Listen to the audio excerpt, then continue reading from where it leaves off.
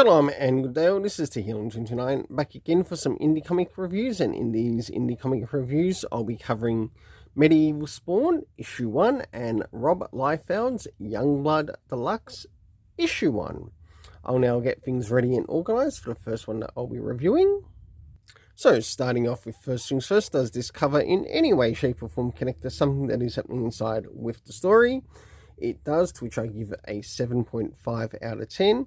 Now it's time to move in relation to the area of the internal art, as we have a look around the beginning, middle and end, and also what's happening story-wise with the characters. So as the story begins, we follow things that are happening in England in 1443,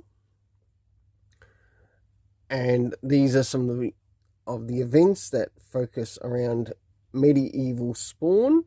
I will say one thing, we don't actually get the medieval Spawn's name, to which I think would have made things a little bit more interesting, learning who this character is. Is this one of the original medieval Spawns that connect to the original Spawn franchise, or is it a different Spawn because of what's happened recently with Spawn reaching over issue 300? Has a new one actually, or has a new person become a medieval Spawn in this time period?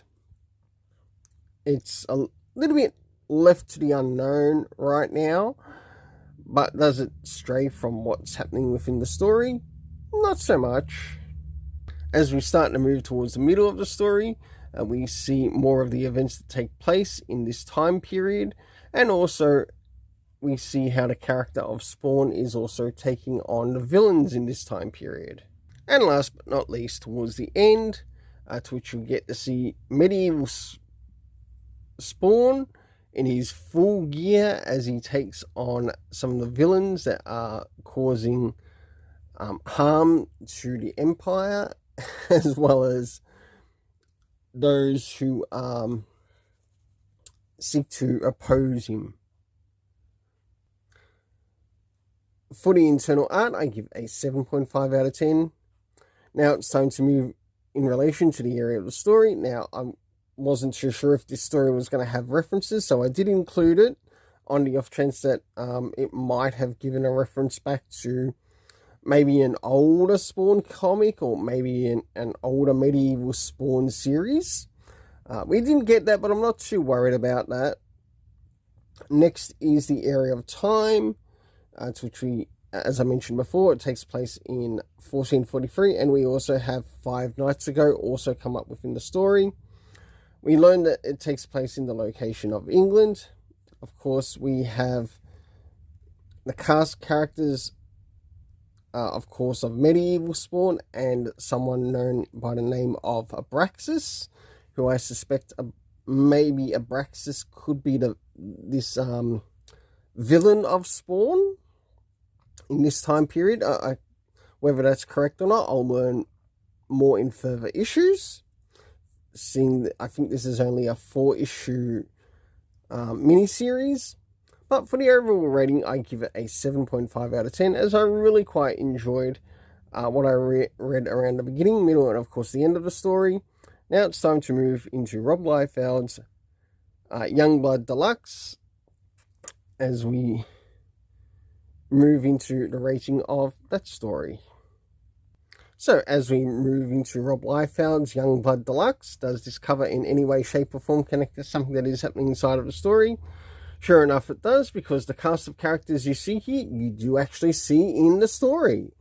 And credit to where it's due, I give the cover a 7.5 out of 10. Now it's time to move in relation to the area of the internal art, as we have a look around the beginning, middle, of course the end, and also what is happening story-wise with the characters. So before I move into the main part of the story, I want to give a big thanks to Rob Liefeld himself, who gives us the name of every cast of character that will be making their appearance within this run. Of course, we have Cougar, Badrock, Combat, Brahma, Riptide, Chapel, Vogue, Die Hard, Shaft. We also have Cougar, Sci-Fi, Sentinel, Photon, and if I missed any others, let me know as I go through the story. Of course, this is the beginning of the story, and we learned that this story is actually a bit of a prologue before the main story actually begins.